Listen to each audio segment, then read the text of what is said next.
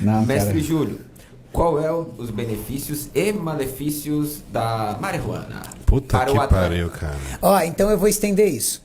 Eu quero que o Júlio diga até onde isso afeta ou contribui dentro da performance de um usuário, por exemplo, ó, isso melhora na dor, isso melhora no off-season para comer, tal, tudo.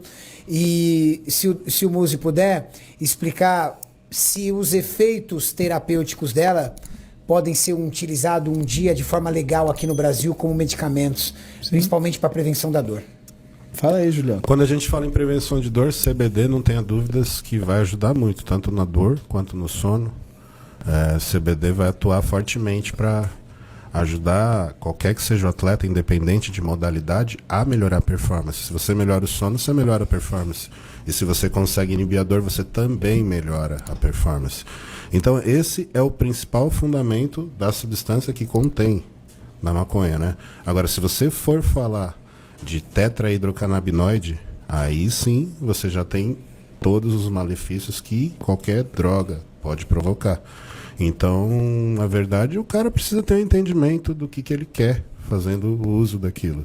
Se ele está afim de ficar mais relaxado, vai ajudar. Se ele está afim de ter mais apetite, vai ajudar também. Se ele quiser usar para dormir, também vai ajudar.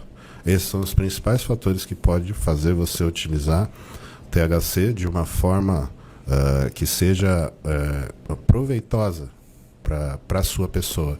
Mas isso não quer dizer que não vai apresentar colaterais. Então, assim, como qualquer droga, você também tem a presença de colaterais, como testosterona baixa em pessoas que fazem uso recreativo por longos e longos anos ininterruptos.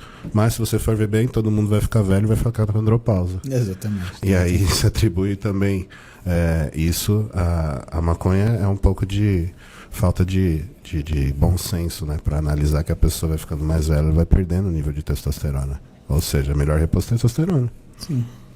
A gente já tem o uso permitido no Brasil, né? O que precisa ser feito é que quando você... Primeiro, essa medicação tem que ser prescrita por um médico. Abre-se um processo na Anvisa. A Anvisa autoriza a importação. Por quê? Porque essa medicação ela não é autorizada a ser fabricada no Brasil, Sim. mas ela é autorizada a ser importada. E aí, uma vez que você abre essa autorização, você tem a permissão para importar determinado número de quantidades dessa medicação durante o período de, por exemplo, 1 ano. Eu, às vezes, prescrevo no consultório em 2 situações muito específicas. Primeira situação, se eu tenho uma pessoa que ela é, vou falar a palavra, ela é viciada em droga para dormir. Então ela não Sim. consegue dormir se ela não tomar Rivotril, Alprazolam, que para mim são drogas muito ruins do ponto de vista físico, porque elas são relaxantes musculares de ação central. E mais, elas são drogas que predispõem à depressão, elas são depressiogênicas, né?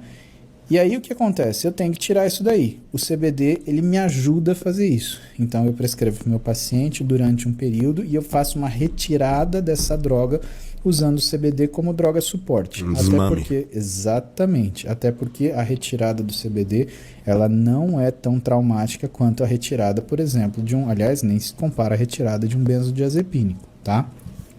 Existem outras formulações que, além de ser as formulações líquidas, e aí o que a gente sabe hoje, que as formulações líquidas elas são mais eficazes do que as formulações em cápsula, né? Então, o CBD que você põe gotinha debaixo da língua e ele é absorvido mais rapidinho, ele aparentemente é um pouco superior à absorção em cápsula, né? Você tem alguns tipos de géis que são géis de uso local. Então, você tem os géis de uso local de analgesia, inclusive tem um gel de uso genital para a mulher passar na vagina. Por quê? Isso é sério, isso não é zoeira. Isso não é para dar mais prazer. Mas existem mulheres que têm um quadro chamado vaginismo, que é uma dor intensa à relação sexual. Como se estivesse inflamada.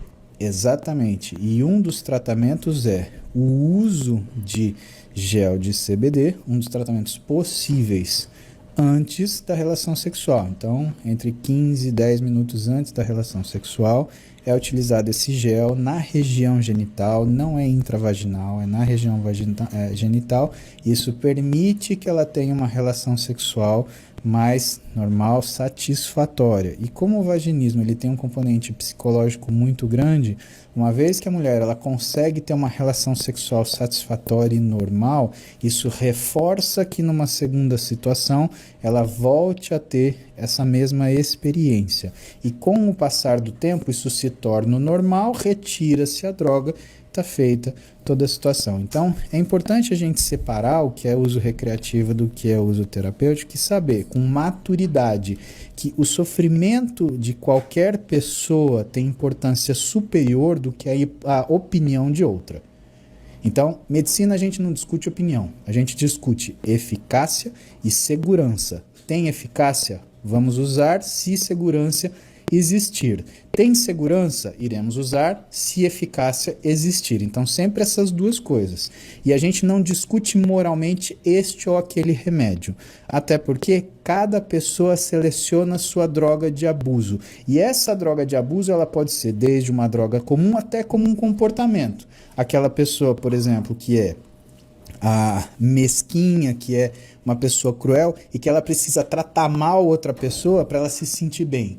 Então, é aquele vizinho que você tem que é mal educado com o porteiro ou com segurança do seu prédio, que ele faz questão de exercer aquilo que é a condição econômico-social dele numa pessoa menos favorecida ou que está numa condição de trabalho de prestador de serviço.